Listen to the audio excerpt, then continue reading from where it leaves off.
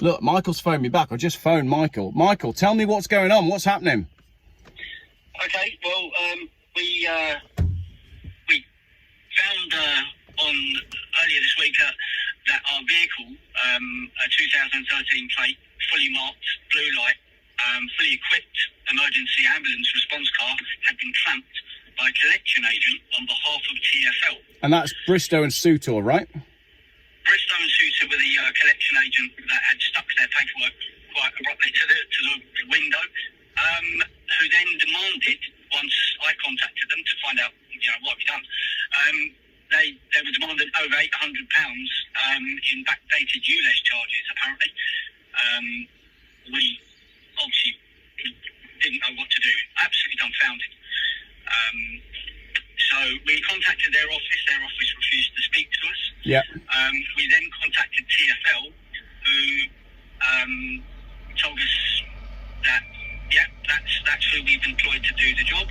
However, we will pass this on to the escalations team because we're not sure how to proceed. The escalation team haven't got back to us yet.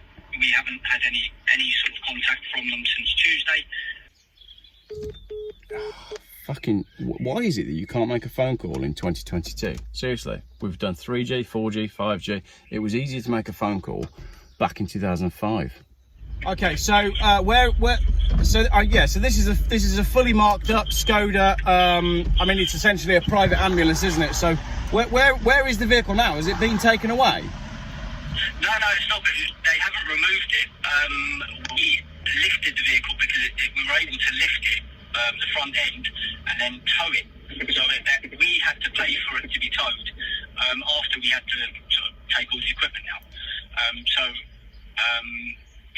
We're hoping they'll somehow they'll see sense and come and sort out their plan. That is absolutely insane. And so give me a rough idea of what this vehicle is generally used for. What's a day in the life of this Skoda look like? Generally, it's crewed by it can be solo or double crew vehicle, depending on what job it goes to. We typically use it for moving medical teams for intensive care transfers. So we'll have doctors, nurses, lots of their kit in the back, and we'll go with an ambulance to transfer critically ill patients. When we're not doing that, the vehicle can be used for anything up to events-based stuff, where thousands of people can attend a single event, and it will be used to respond quickly, to anything serious. Yeah. Wow. Okay. Well, I guess all I can really say on this one is I wish you all the best in your fight with these ridiculous pen-pushing tyrants.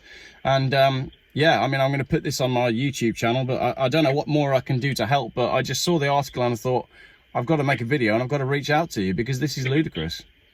Yeah, I appreciate it. It's nice to hear that someone else finds it as ludicrous as we do.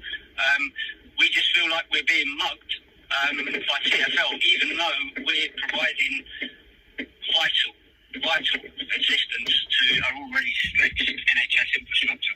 Yeah, absolutely. And if you read between the lines of the article, Transport for London's response is, well, scrap it and get a new one. But what if you were to go, let's say you did that right now, I'm presuming that the vehicle would have to be quite specialist and the stuff that you'd have to do to it. It's not as simple as saying, oh, let's trade in my old banger, get £2,000 off a new one. It doesn't work that way when it's a specialist vehicle like that. No, a vehicle of the same make and model to buy new with the same grade of emergency warning systems and specifications in terms of blue light sirens, stripes down the side, the wiring inside. It could cost anywhere up to £25,000, maybe £30,000. And I think even there, you're probably being pretty optimistic with your pricing. I would imagine that it could even go even higher. Absolutely. The bigger the vehicle, or the more specialist equipment you have, the price increases. That's probably a very conservative estimate. Yes. Yeah. But like I say, we've looked at it and we've considered should we have to do it, Can we do it? And the answer really is no, not yet, because we are doing everything we can. We're taking this vehicle out of retirement, essentially, to boost the amount of resources we're providing. So we're trying to hold on to it for as long as we can. Unfortunately, this is forcing our hand, and we're now looking at, can we afford to run this vehicle based on TfL charging us a daily charge of £12.50. Yeah. If it runs 12 hours, we are paying £25 per day per shift, and that potentially could be 5, 6, 7 days a week. Yeah, absolutely. And those costs then get put onto the end user, which I gather in many cases ends up being, the taxpayer via NHS trusts or whoever it might be that's got the contract to move things around. Well, that's it. We would rather just say, I'm really sorry, we don't have the ability to do that, rather than have than put that price on, on our clients and our customers. Absolutely.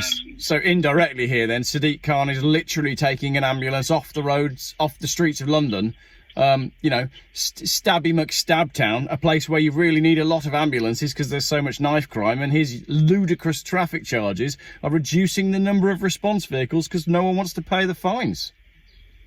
Essentially, yeah. I mean, like I said, the vehicle is quite a multi-purpose vehicle. Yeah.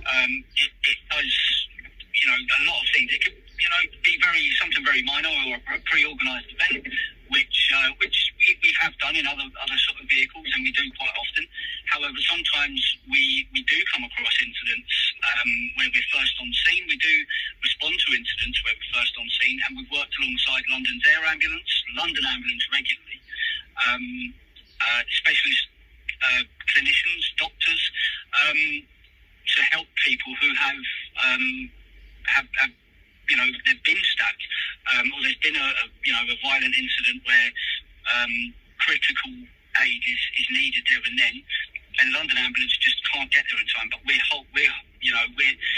first on scene, and we have the equipment to deal with it. So we're doing everything we can without any added pressure or any added cost to the NHS. We don't charge the NHS for any time that we deal with incidents for them. We do that out of the goodness of our heart. That is the job we are here to do. Unfortunately, Sadiq Khan may stop us from doing that in this instance.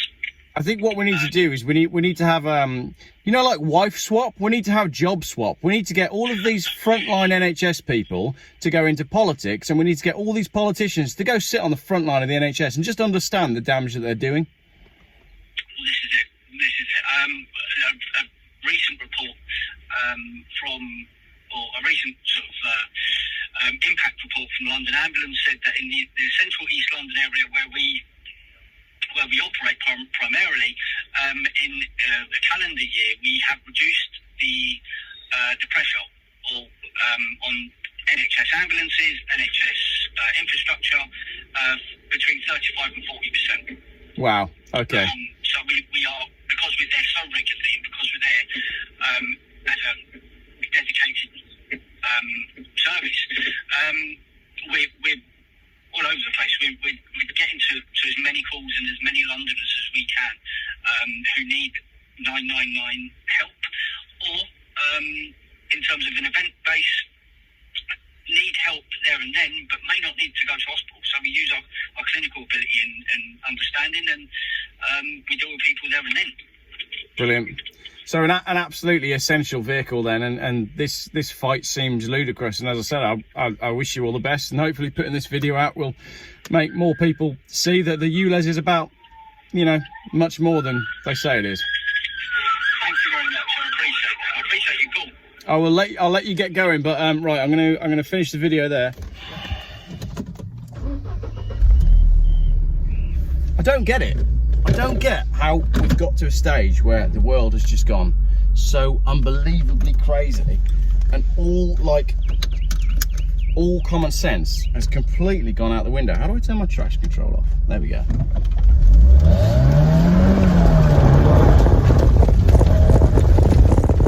Because it's nuts, and it has to stop, and we have to make it stop by saying no. Just say no.